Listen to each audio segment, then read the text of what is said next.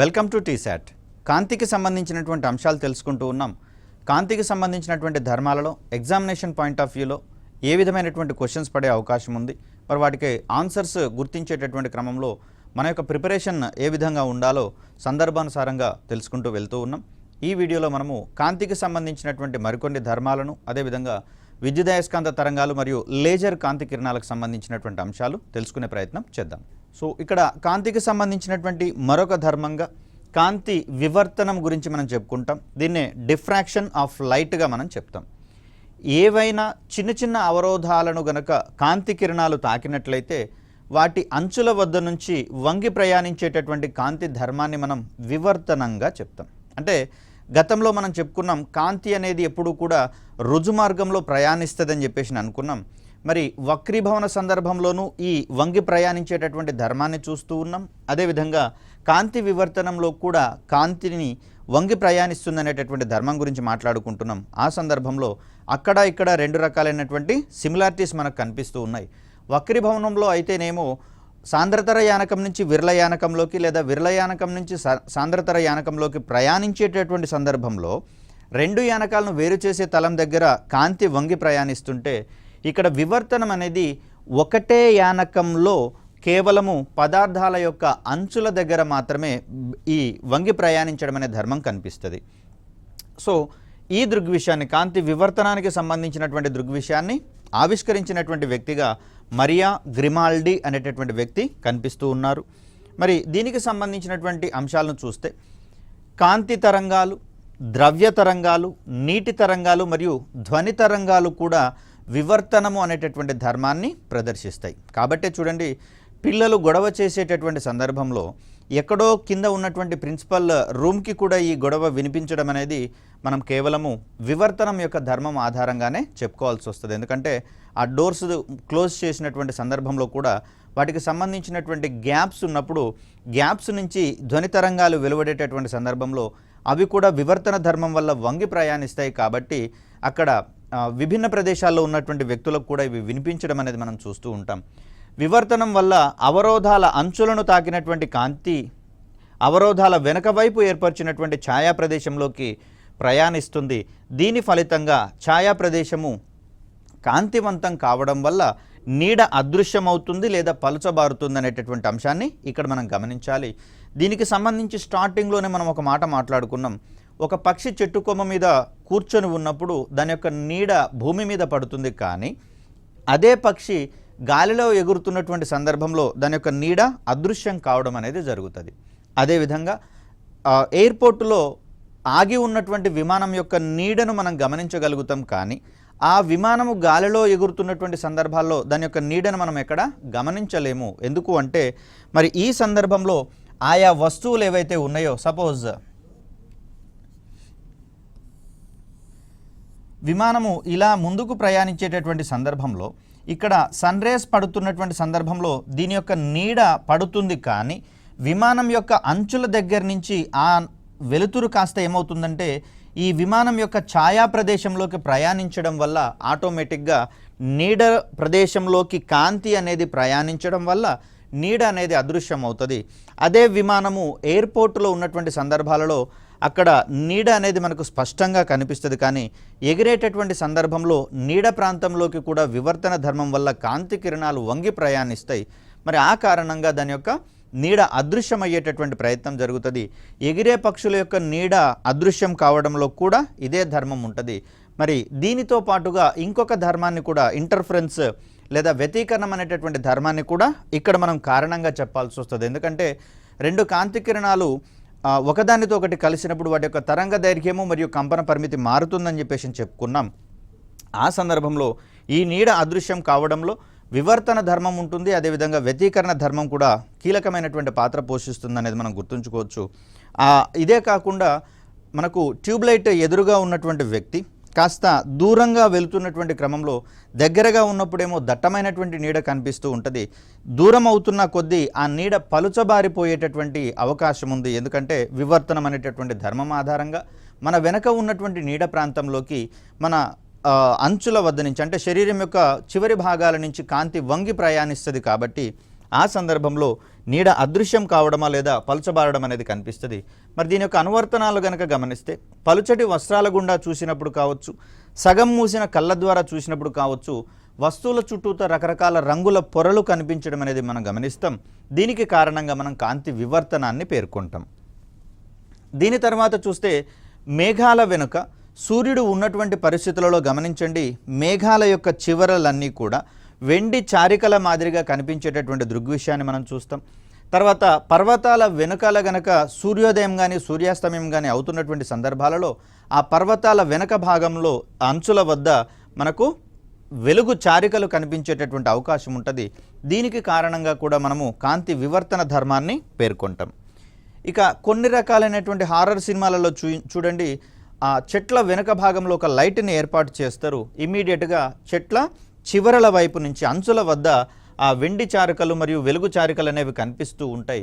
ఇది కొంచెం హారర్ మూవీస్లలో ఎక్కువగా ఈ ఎఫెక్ట్ అనేది ఉపయోగిస్తూ ఉంటారు. దీంట్లో ఇమిడి ఉన్నటువంటి సూత్రంగా కాంతి వివర్తనాన్ని చెప్తాం.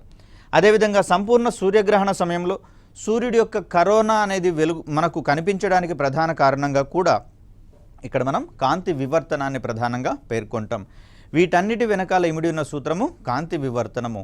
సో కాంతి వివర్తనం అనేది మనకు రీజన్ అనేటటువంటి అంశంలో భాగంగా ఇస్తారు.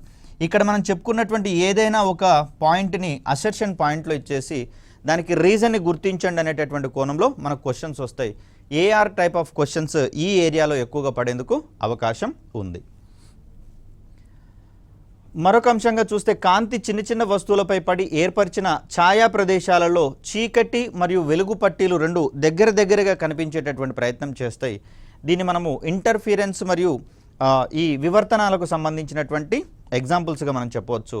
దీని తర్వాత సిడి మరియు డివిడీలను అటు ఇటు కదిలిస్తున్నప్పుడు చూడండి రకరకాలైనటువంటి రంగులు ఏర్పడతాయి. మరి దాని యొక్క ధర్మంగా మనము కాంతి వివర్తనాన్ని పేర్కొంటాం. ఇక్కడ నూనె నీళ్ళ మీద ఒలిగినప్పుడు సబ్బుబుడగ మీద అయితేనేమో మనకు వివర్తనం కాకుండా విక్షేపణం అనేటటువంటి ధర్మాన్ని మనం ఇంత క్రితం వ్యతీకరణం అనేటటువంటి ధర్మాన్ని మాట్లాడుకున్నాం. సిడి డివిడీలో మాత్రం మనకు వివర్తనం అనేటటువంటి ధర్మం ఆధారంగా వేర్వేరు రంగులు కనిపించేటటువంటి అంశాన్ని చూస్తాం. సో ఇక్కడ కాంతికి సంబంధించినటువంటి ప్రసార ధర్మాలను ఆధారంగా చేసుకుని పదార్థాలను 3 రకాలుగా వర్గీకరించుకోవడం జరిగింది. వాటిని మనము పారదర్శక పదార్థాలు, ట్రాన్స్పరెన్స్ మెటీరియల్స్ అంటాం. ఉదాహరణకు గ్లాస్ కావచ్చు, నీరు కావచ్చు, గాలి కావచ్చు, ఇవన్నీ కూడా కాంతిని తమ గుండా ప్రసరింపచేసేటటువంటి ధర్మాన్ని ప్రదర్శిస్తాయి కాబట్టి వీటిని మనం పారదర్శక పదార్థాలుగా పేర్కొంటాం. వీటి తర్వాత అపారదర్శక పదార్థాలు, ఒపాక్యూ మెటీరియల్స్ లేదా ఒపాక్యూ సబ్స్టాన్సెస్ అని చెప్పేసి అంటాం. కాంతిని తమ గుండా ప్రసరింప చేయని పదార్థాలను అపారదర్శక పదార్థాలు అంటారు. ఇక్కడ ఇటుక కావచ్చు, చెక్క కావచ్చు, ప్లాస్టిక్ కావచ్చు, ఇవన్నీ కూడా మనకు అపారదర్శక పదార్థాలుగా కనిపిస్తూ ఉంటాయి. దీని తర్వాత పాక్షిక పారదర్శక పదార్థాలు, ట్రాన్స్ల్యూసెంట్, ఇవి కొద్ది మొత్తంలో మాత్రమే కాంతిని తమ గుండా ప్రసరింపచేసేటటువంటి ధర్మాలను ప్రదర్శిస్తాయి. సో అలా నూనెలో ముంచినటువంటి కాగితం కావచ్చు, టిష్యూ పేపర్ కావచ్చు, ఇవి కేవలము కాంతి యొక్క ట్రేసెస్ని మాత్రమే బయటికి పంపిస్తాయి కానీ పూర్తి స్థాయిలో కాంతిని తమ గుండా ప్రసరింపనీయవు. ఏవైతే కాంతిని తమ గుండా ప్రసరింపనిస్తాయో వాటి గుండా అవతల ఉన్నటువంటి వస్తువుల్ని మనము యథావిధిగా చూసేటటువంటి అవకాశం ఉంది. కానీ ఇలాంటి వాటి ద్వారా వెలుతురు మాత్రమే వస్తుంది కానీ అవతల ఏమున్నాయో కనుక్కునేటటువంటి కోణంలో ఇవి మనకు దోహదపడవనేటటువంటి అంశాలని గుర్తుంచుకోవాలి. ఇక కాంతికి సంబంధించినటువంటి ధర్మాలను ఎక్స్ప్లెయిన్ చేసేటటువంటి క్రమంలో వేరియస్ థీరీస్ అనేవి ఇంట్రడ్యూస్ చేయడం అనేది జరిగింది. దీంట్లో మొట్టమొదటి థియరీగా మనకు కార్పస్క్యులార్ థియరీ ఆఫ్ లైట్ అని చెప్పేసి అంటాం. ఇక్కడ కాంతి అనేది కార్పస్క్యూల్స్ అనేటటువంటి కణాల యొక్క సముదాయంగా దీన్ని ధృవీకరించడం జరిగింది కాబట్టి ఆ కోణంలో దీన్ని మనము కార్పస్క్యులార్ థియరీగా చెప్తాం. దీన్ని ప్రతిపాదించినటువంటి వ్యక్తిగా ఐజాక్ న్యూటన్ కనిపిస్తూ ఉంటారు. దీని ప్రకారము స్వయం ప్రకాశకాల నుంచి వెలువడినటువంటి కాంతి చిన్న చిన్న కణాల రూపంలో, వీటిని ఏమంటున్నాం మనమంటే కార్పస్క్యూల్స్ అనేటటువంటి మాటగా చెప్తున్నాం. ఈ కార్పస్క్యూల్స్ అనేటటువంటి కణాల రూపంలో కాంతి ప్రయాణిస్తుందని చెప్పేసి అంటాడు న్యూటన్ మహాశయుడు.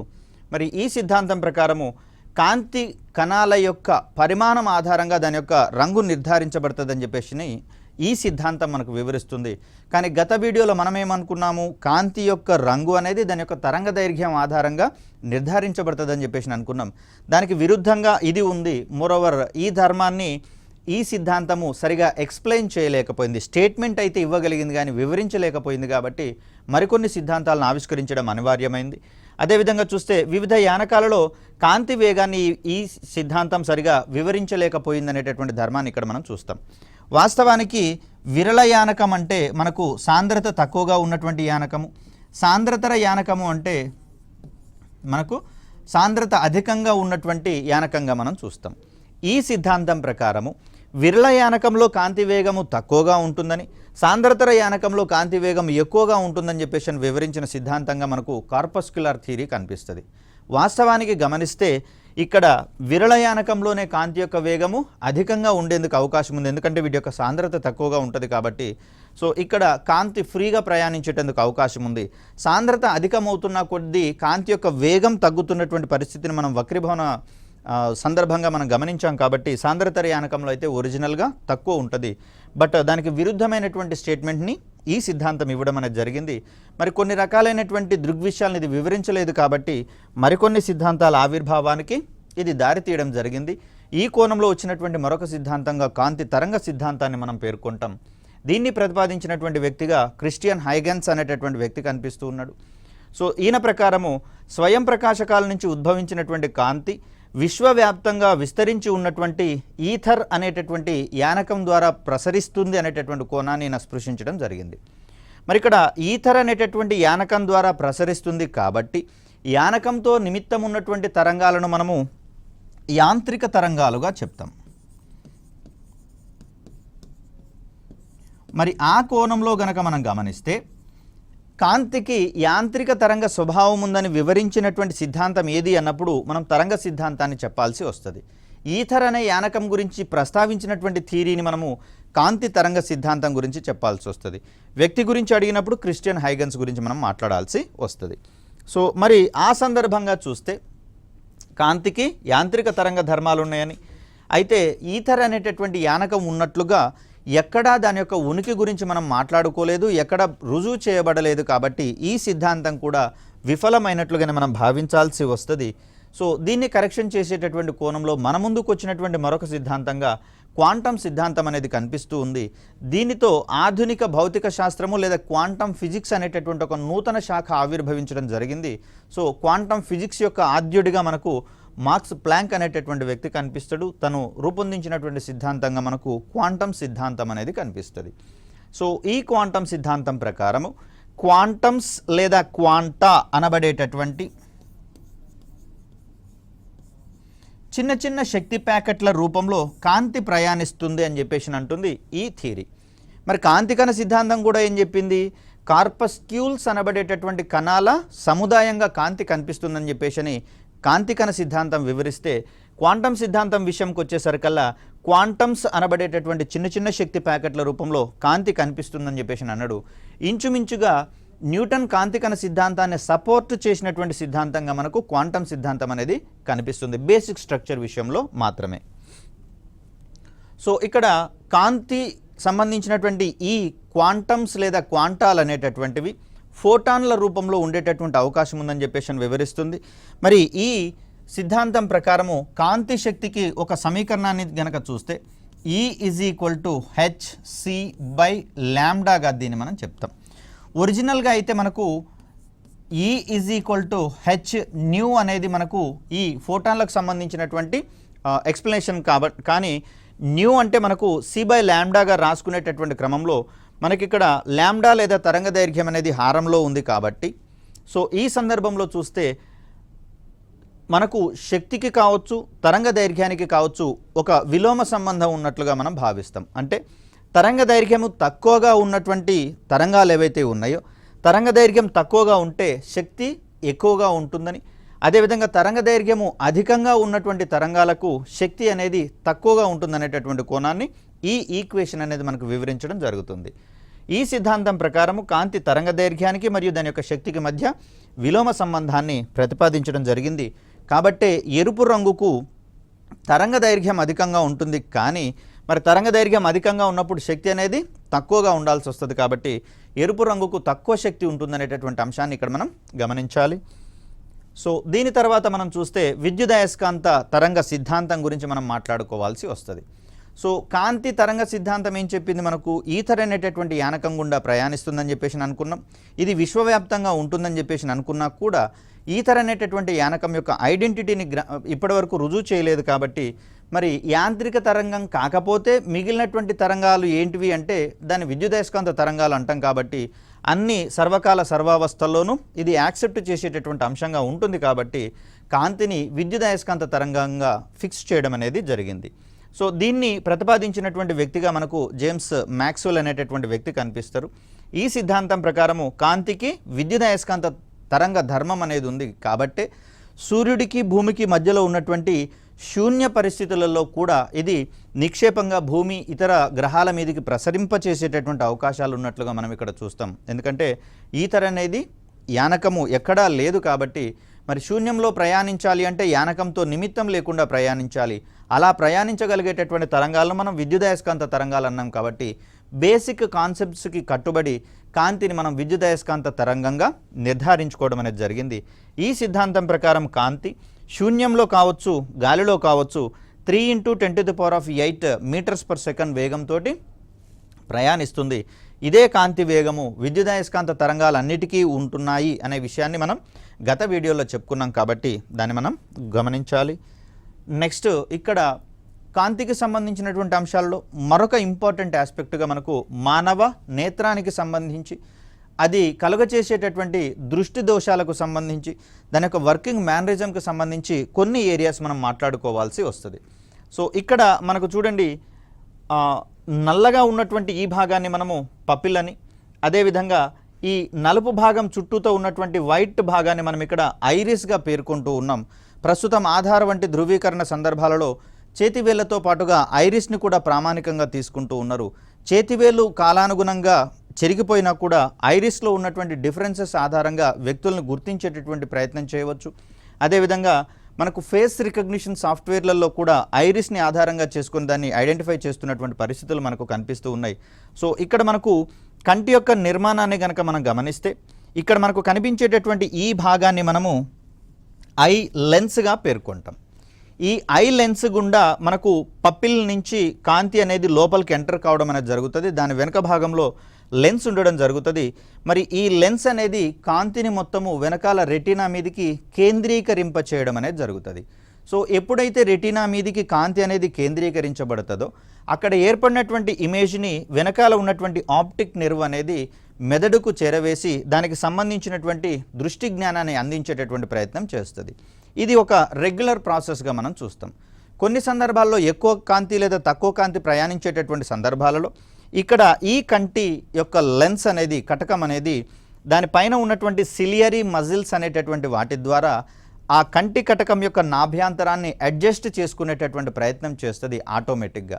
కాబట్టే చూడండి మూవీ థియేటర్లో కూర్చొని మూవీ చూస్తున్నంతసేపు పర్వాలేదు, బయటికి రాగానే ఒక్కసారి వెలుతురు మొత్తము కంటిలోకి ప్రవేశిస్తుంది. కాబట్టి మన కళ్ళు కాస్త నులుముకొని కళ్ళు మూసుకొని బయటికి రావడం అనేది చూస్తాం. ఎందుకంటే చీకట్లో ఉన్నప్పుడు ఈ పపిల్ అనేటటువంటి దాని యొక్క పరిధి పెరిగేటటువంటి అవకాశం ఉంది. ఎక్కువ కాంతిని దాని లోపలికి తీసుకునేటటువంటి క్రమంలో అకస్మాత్తుగా బయటకు వచ్చేటటువంటి క్రమంలో పపిల్ పెద్దగా ఉన్నప్పుడు ఎక్కువ కాంతి లోపలికి వెళ్తుంది. కాబట్టి దాన్ని తగ్గించుకునేటటువంటి క్రమంలో పపిల్ చిన్నగా మారాల్సి వస్తుంది. ఆ సందర్భంలో దాన్ని అడ్జస్ట్ చేసుకునేటటువంటి ధర్మాన్ని ప్రదర్శింపజేసి అది చిన్నగా మారి తక్కువ కాంతిని లోపలికి పంపించేటటువంటి ప్రయత్నం చేస్తుంది. ఈ ప్రయత్నాలన్నింటినీ మనము నేత్రానుగుణ్యత అనేటటువంటి పదంగా చెప్తాం. అకామడేషన్ అనేటటువంటిది దీని యొక్క ఇంగ్లీష్ వర్డ్. ఈ అకామడేషన్ ధర్మం వల్లనే కంటి కటకం యొక్క నాభ్యాంతరాలు మార్చుకునేటటువంటి ధర్మం ఉంది. అదేవిధంగా ఎంత మేరకు కాంతి కంటి లోపలికి ప్రసరింప చేయాలనేటటువంటి కోణంలో కూడా మనకు కన్ను అనేది మనకు ఆటోమేటిక్గా సహకరించేటటువంటి ధర్మాన్ని ప్రదర్శిస్తుంది. సో ఇక్కడ మానవ నేత్రాన్ని మనం కెమెరాతో పోల్చేటటువంటి ప్రయత్నంలో కంటిలో ఉన్నటువంటి కనుపాప పపిల్ని కెమెరాలో ఉన్నటువంటి షట్టర్ మాదిరిగా మనం చూస్తాం.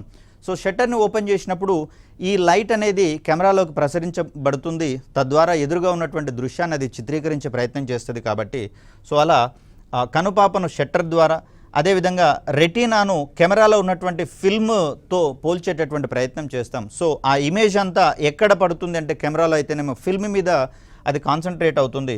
ఇక్కడ కంటిలో మాత్రం ఇమేజ్ అనేది మనకు రెటీనా మీదకి కాన్సన్ట్రేట్ చేయబడుతుంది. సో మొత్తం కనుగుడ్డు అనేది కెమెరా యొక్క ఛాంబర్ను పోలి ఉన్నట్లుగా మనం ఇక్కడ చూస్తాం. సో అలా ఒక స్మాల్ కంపారిజన్ అనేది మనకు కనిపిస్తుంది. ఇక దీని తర్వాత కంటి కటకం అనేది మన ఎదురుగా ఉన్నటువంటి దృశ్య కాంతి విజిబుల్ లైట్ని మాత్రమే కాంతిని రెటీనా మీద కేంద్రీకరించబడేటట్లుగా చేస్తుంది.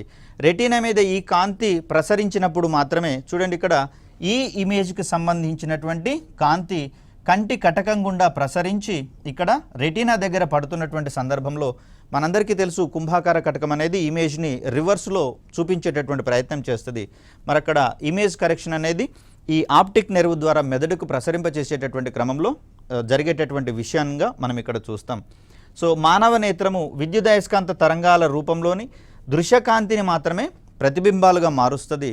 మిగిలిన ఏ విద్యుదయస్కాంత తరంగాలను ఇది గుర్తించజాలదని గతంలోనే మనం మాట్లాడుకున్నాం. గామా రేస్ కావచ్చు, ఎక్స్రేస్ కావచ్చు, ఇవి మనకు దృష్టి జ్ఞానాన్ని కలిగించవు. కేవలం విజిబుల్ లైట్ను మాత్రమే కన్ను స్వీకరించి దానికి సంబంధించినటువంటి ఇమేజెస్ని ఫామ్ చేసేటటువంటి ప్రయత్నం చేస్తుంది. సో ఇక్కడ రెటీనాలో వర్ణ సంబంధిత జ్ఞానాన్ని అంటే ఒక వస్తువు యొక్క కలర్స్ని ఐడెంటిఫై చేసేటటువంటి క్రమంలో కూడా కంటిలో మనకు కొన్ని రకాలైనటువంటి ఏర్పాట్లు ఉన్నాయి. వీటిని మనము కడ్డీలు, రాడ్స్ అని, శంఖువులు, కోన్స్ అనేటటువంటి భాగాలుగా మనం చెప్తాం. రెటీనా దగ్గర వీటికి సంబంధించినటువంటి ఏర్పాట్లు ఉండడం వల్ల ఇవి ఏం చేస్తాయి అంటే ఆ కలర్స్ యొక్క కాంబినేషన్స్ని గుర్తించేటటువంటి ప్రయత్నం చేస్తాయి. సో ఈ మెకానిజం అంతా దృశ్యానాడి ద్వారా ప్రతిబింబానికి సంబంధించినటువంటి విద్యుదయస్కాంత తరంగాలు ఏవైతే ఉన్నాయో అవి మెదడుకు చేరుకునేటటువంటి ప్రయత్నం జరుగుతుంది. ఇది మనకు కంటి ద్వారా ఎలా దృశ్యాలు ఏర్పడతాయి అనేటటువంటి అంశంలో ఒక క్లారిఫికేషన్గా మనం చూడవచ్చు. ఇక్కడ పరిసరాలలోని వస్తువుల యొక్క ప్రతిబింబాలను రెటీనాపై పడేలా చేయడానికి మనకు ఈ కనుపాప అనేది ప్రయత్నిస్తుంది. దానికి అనుగుణంగానే కంటి యొక్క కటకం అనేది తన యొక్క నాభ్యాంతరాన్ని మార్చుకునేటటువంటి ప్రయత్నం చేస్తుంది. అందుకు దోహదపడేటటువంటి కండరాలుగా మనం సిలియరీ కండరాలను చూస్తాం. మరి ఇలా సర్దుబాటు చేసుకునేటటువంటి గుణాన్ని మనం నేత్రానుగుణ్యత, అకామడేషన్ అనేటటువంటి ధర్మంగా మనం చూస్తాం. సో సుదూరాలలోని వస్తువుల యొక్క ప్రతిబింబాలు రెటీనా మీద ఏర్పడాలి అంటే ఉండవలసిన కంటి కటకం యొక్క నాభ్యాంతరము 2.5 సెంటీమీటర్లు, అంటే F = 2.5 సెంటీమీటర్స్. ఇది దేనికి అంటే కంటి కటకం యొక్క నాభ్యాంతరంగా మనం చెప్తాం. సో దట్ సుదూరాలలో ఉన్నటువంటి వస్తువుల యొక్క ఇమేజెస్ రెటీనా మీద పడేటటువంటి అవకాశం ఉంది. దగ్గర వస్తువులను చూసినప్పుడేమో దీనికి సంబంధించినటువంటి అడ్జస్ట్మెంట్ జరిగేటటువంటి అవకాశం ఉంది. హెచ్చు తగ్గులకు గురయ్యేందుకు అవకాశం అనేది ఏర్పడుతుంది. సో రెటీనా మీద వస్తువు యొక్క ప్రతిబింబం కేంద్రీకృతం కావడానికి కంటి కటకానికి వస్తువుకు మధ్య ఉండాల్సినటువంటి కనీస దూరాన్ని మనము 25 సెంటీమీటర్లుగా చూస్తాం. కాబట్టి బుక్ను వెరీ క్లోజ్గా పెట్టుకొని చూడండి, దాంట్లో ఉన్నటువంటి అక్షరాలు మనం సరిగా గమనించలేము. అదే కాస్త అంటే ఒక ఫ్రీగా ఉన్నటువంటి దృశ్యాన్ని చూడాలి అంటే అది కనీసంగా మనకు కంటి నుంచి 25 సెంటీమీటర్ల దూరంలో ఉండాల్సినటువంటి అవసరం ఉంది. సో దట్ కంటి కటకం అనేది దానికి సంబంధించినటువంటి అడ్జస్ట్మెంట్స్ చేసుకుంటుంది. కాబట్టి ఒక క్లియర్ విజన్ అనేది మనకు అక్కడ పాసిబుల్ అవుతుంది. ఈ దూరాన్ని 25 సెంటీమీటర్ల దూరాన్నే మనము స్పష్ట దృష్టి కనిష్ట దూరము లేదా సమీప బిందువు నియర్ పాయింట్గా మనం చెప్తాం. నియర్ పాయింట్ అంటే సమీప దూరము లేదా స్పష్ట దృష్టి కనిష్ట దూరము. కొన్ని సందర్భాల్లో దగ్గర వస్తువులను చూడలేకపోవడానికి కారణం ఏంటంటే ఈ స్పష్ట దృష్టి కనిష్ట దూరంలో ఉన్నటువంటి ఈ 25 సెంటీమీటర్స్ దూరం కంటే అధికంగానో లేకపోతే దగ్గరగానో నియర్ పాయింట్ మారడం వల్ల మనకు దృష్టి దోషాలు అనేవి కనిపిస్తాయి. దానికి మనము కొన్ని రకాలైనటువంటి కటకాల ద్వారా కుంభాకార కటకాలను పెట్టి పుటాకార కటకాలను వాడడం ద్వారా మనం ఆ దృష్టి దోషాలను నివారించుకునేటటువంటి ప్రయత్నం చేస్తాం. సో వాటికి సంబంధించినటువంటి అంశాలు ఒకసారి గమనించే ప్రయత్నం చేద్దాం. దీంట్లో మొదటిదిగా మనము దగ్గర దృష్టి లేదా హ్రస్వ దృష్టి అంటాం. ఇది షార్ట్ సైటెడ్నెస్ లేదా మయోపియాగా దీన్ని మనం పేర్కొంటాం. ఈ దృష్టి దోషం ఉన్న వాళ్లకు కేవలము దగ్గరగా ఉన్నటువంటి వస్తువులను మాత్రమే చూస్తారు, దూరంగా ఉన్నటువంటి వస్తువులను వీరు చూడలేరు. మరి ఆ సందర్భంలో వస్తువు దూరం అయ్యే కొద్దీ కంటిని చేరేటటువంటి కాంతి రెటీనా మీద పడాల్సినటువంటి కాంతి కాస్త రెటీనాకు ముందర పడేటటువంటి అవకాశం ఉంది. తద్వారా ఇమేజ్ ఫార్మేషన్ అనేది రెటీనా మీద ఏర్పడినప్పుడు మాత్రమే దృక్ నాడి ద్వారా మెదడుకు దాన్ని చేరవేయడం జరుగుతుంది. రెటీనా మీద పడనటువంటి పరిస్థితులలో ఆ వస్తువులను కన్ను సరిగా గుర్తించలేదు. సో మరి దీనినే మనం ఏమంటున్నాం, దగ్గర దృష్టి లేదా హస్వ దృష్టి లోపం అనేటటువంటి కోణంగా మనం చెప్తాం. ఆ సందర్భంలో మనకు ఆ వస్తువు యొక్క స్పష్టత లోపిస్తుంది దూరంగా ఉన్నటువంటి వస్తువులను చూడడంలో. ఈ నివారణకు మనము పుటాకార కటకాలను వాడాల్సి వస్తుంది. ఇక్కడ చూడండి, దూరం నుంచి వస్తున్నటువంటి కాంతి కిరణాలు కంటి కటకం గుండా ప్రయాణించినటువంటి సందర్భంలో వాస్తవానికి ఎక్కడ పడాలి, దీని యొక్క కేంద్రీకరణ అనేది రెటీనా మీద పడాల్సి ఉంటుంది. దానికి బదులుగా రెటీనా కంటే ముందర పడింది కాబట్టి ఈ సందర్భంలో దూరంలో ఉన్నటువంటి వస్తువులు మనము గుర్తించేటటువంటి పరిస్థితి ఉండదు. సో ఈ సందర్భంలో ఫార్ పాయింట్ని కంటికి కొంచెం ముందుగా అడ్జస్ట్ చేసినటువంటి క్రమంలో, అంటే అనంత దూరం నుంచి వస్తువు వస్తున్నట్లుగా కాకుండా కంటికి కొంత ముందు దూరంలో వస్తున్నట్లుగా ఫార్ పాయింట్ని మనం అడ్జస్ట్ చేస్తాం. అలాంటి సందర్భంలో ఈ కాంతి కిరణాలన్నీ కూడా సుదూరంలో నుంచి వస్తున్నట్లుగా కాకుండా కంటికి సమీపంలో నుంచి వస్తున్నట్లుగా మనం భావించబడుతుంది. కాబట్టి ఇక్కడ రెటీనా ముందు పడినటువంటి ఇమేజ్ కాస్త ఏమవుతుందంటే అడ్జస్ట్ చేయబడడం ద్వారా రెటీనా ముందుకు పడేటటువంటి, రెటీనా మీద పడేటటువంటి ప్రయత్నం జరుగుతుంది. సో ఆ సందర్భంలో మనం చేయాల్సినటువంటి పనిని పుటాకార కటకాన్ని దీని ముందర ఉంచినట్లయితే మనకు ఈ అనంత దూరంలో ఉన్నటువంటి వస్తువు యొక్క ఇమేజ్ అనేది ఇది వికేంద్రీకరిస్తుంది. కాబట్టి కంటికి కొంచెం ముందుగా ఫార్ పాయింట్ దగ్గర ఏర్పడినట్లుగా భావించబడుతుంది. తద్వారా దీని యొక్క ఇమేజ్ ఎగ్జాక్ట్లీ రెటీనా మీద పడేటటువంటి ప్రయత్నం జరుగుతుంది. కాబట్టి ఈ సందర్భంలో మనకు ఆ దృష్టి దోషం అనేది నివారించబడేటటువంటి ప్రయత్నం జరుగుతుంది. సో నెక్స్ట్ వన్ మనకు దూరదృష్టి లేదా దీర్ఘదృష్టి. దీన్నే మనము లాంగ్ సైటెడ్నెస్ లేదా హైపర్మెట్రోపియాగా చెప్తాం. అంటే ఈ దృష్టి దోషం ఉన్న వాళ్ళు దూరంగా ఉన్నటువంటి వస్తువులు మాత్రమే చూడగలుగుతారు, దగ్గరగా ఉన్నటువంటి వస్తువుల్ని చూడలేరు. ఈ సందర్భంలో నియర్ పాయింట్ యొక్క దూరము అమాంతం పెరిగిపోవడం వల్ల అక్కడ రెటీనా మీద పడాల్సినటువంటి ఈ కాంతి కిరణాలు కాస్త వికేంద్రీకరించబడినటువంటి కాంతి కిరణాలు కాస్త రెటీనా యొక్క వెనుక భాగంలో పడే ప్రయత్నం జరుగుతుంది. కాబట్టి మరి కాంతి ప్రయాణిస్తున్నా కూడా క్లియర్ ఇమేజ్ అనేది అక్కడ పాసిబుల్ కావట్లేదు. కాబట్టి ఆ సందర్భంలో వస్తువులు అనేవి మనకు అస్పష్టంగా కనబడేటందుకు అవకాశం ఉంది. సో అలా చూస్తే దూరంగా ఉన్నటువంటి వస్తువులు మాత్రమే స్పష్టంగా చూడగల దృష్టి దోషంగా దీన్ని మనం చెప్తాం. వస్తువులు దగ్గరయ్యే కొద్దీ కంటిని చేరేటటువంటి కాంతి రెటీనా వెనక భాగంలో కేంద్రీకృతమై ఉండడం వల్ల చూపులో స్పష్టత లోపిస్తుంది. దీని నివారణకు కుంభాకార కటకాలను వాడాల్సినటువంటి అవసరం ఉంది. సో దగ్గర దృష్టినైతేనేమో పుటాకార కటకాలను వాడి దృష్టి దోషాన్ని సవరిస్తాం. దీర్ఘదృష్టికి అయితే కుంభాకార కటకాలను వాడి దృష్టి దోషాన్ని సవరించే ప్రయత్నం చేస్తాం. సో ఇక్కడ చూడండి, నియర్ పాయింట్ నుంచి వచ్చేటటువంటి కాంతి సాధారణంగా రెటీనా మీద పడుతుంది. ఇది ఆరోగ్యవంతుడైనటువంటి మానవుడికి ఉండేటటువంటి దృగ్విషయంగా మనం చెప్తాం. సో కొన్ని ప్రత్యేక సందర్భాలలో ఉండాల్సినటువంటి నియర్ పాయింట్ కాస్త దగ్గరగా జరగడం వల్ల ఈ వస్తువు యొక్క ప్రతిబింబం అనేది రెటీనా మీదికి కేంద్రీకృతం కాకుండా రెటీనా వెనుక వైపున కేంద్రీకృతం కావడం అనేది జరుగుతుంది. మోరోవర్ ఇక్కడ రెటీనా మీద కాంతి కిరణాలు కేంద్రీకృతం కాకపోవడం వల్ల ఇమేజ్ అనేది క్లారిటీగా ఉండదు. కాబట్టి ఆ సందర్భంలో మనకు ఈ దృష్టి దోషం అనేది సంభవిస్తుంది. మరి దీనికోసం ఏం చేస్తాం, ముందుకు జరిగినటువంటి నియర్ పాయింట్ని కాస్త వెనక్కి జరిపేటటువంటి కోణంలో మనం కుంభాకార కటకాన్ని వాడేటటువంటి ప్రయత్నం చేస్తాం. ఒరిజినల్గా మనకు వస్తువు ఇక్కడే ఉంది, కానీ దీనికి సంబంధించినటువంటి ఇమేజ్ని ఎక్కడ ఫామ్ చేశాము అంటే అవసరమైనటువంటి నియర్ పాయింట్ దగ్గర ఏర్పడేటట్టుగా చేశాం. సో వాస్తవానికి మనం కనబడుతున్నది ఈ సందర్భంలో ఈ వస్తువు యొక్క ప్రతిబింబము కంటికి ముందుగా ఏర్పడింది. కాబట్టి ఈ ఇమేజ్ నుంచి వెలువడినటువంటి కాంతి కిరణాలు రెటీనా మీద పడ్డట్లుగా భావించబడతాయి. కాబట్టి ఆ సందర్భంలో కుంభాకార కటకాన్ని వాడినప్పుడు మాత్రమే వస్తువు యొక్క ప్రతిబింబం ఎగ్జాక్ట్లీ రెటీనా మీద పడుతుంది. కాబట్టి మనకు ఆ వస్తువు యొక్క ఏమంటారు దృష్టి జ్ఞానం కలిగేటందుకు అవకాశం అనేది ఏర్పడుతుంది. ఇక దీని తర్వాత చూస్తే మనకు జరాదృష్టి లేదా చత్వారం అనేది కనిపిస్తుంది. వయసు పైబడుతున్నటువంటి కొద్దీ మనుషులలో కలిగేటటువంటి సాధారణమైనటువంటి దృష్టి దోషంగా మనం చెప్తాం. దీంట్లో భాగంగా ఏం జరుగుతుంది అంటే కంటి కటకం అనేది దగ్గర వస్తువుల్ని దూర వస్తువుల్ని చూసేటటువంటి క్రమంలో దాని యొక్క నాభ్యాంతరాన్ని మార్చుకుంటుంది అనుకున్నాం. దీన్నే మనం నేత్రానుగుణ్యత అని చెప్పినాం. ఇక్కడ సిలియరీ కండరాల యొక్క సామర్థ్యం తగ్గిపోతూ ఉండడం వల్ల ఈ అకామిడేషన్ ప్రాబ్లం అనేది ఏర్పడుతుంది. మరి అలా కటకం యొక్క సమర్థత తగ్గడం వల్ల సమీప బిందువు యొక్క దూరం పెరిగి చూపులో ఇబ్బంది ఏర్పడేటటువంటి క్రమాన్ని మనం చూస్తాం. మరి దీన్ని కరెక్షన్ చేయాలి అంటే బైఫోకల్ లెన్స్ని మనం వాడాల్సి ఉంటుంది. అంటే దగ్గర వస్తువుల్ని ఒక రకమైనటువంటి లెన్స్ నుంచి, దూరపు వస్తువుల్ని మరొక రకమైనటువంటి లెన్సుల నుంచి చూడాల్సినటువంటి అవసరం ఉంటుంది. కాబట్టి ఈ రకమైనటువంటి దృష్టి దోషాన్ని బైఫోకల్ లెన్స్ తోటి మనం కరెక్షన్ చేసేటటువంటి ప్రయత్నం చేస్తాం. సో దూరంగా ఉన్నటువంటి కాంతి కిరణాలు ఇక్కడ కంటి కటకం గుండా ప్రయాణించి రెటీనా మీద పడుతున్నాయి.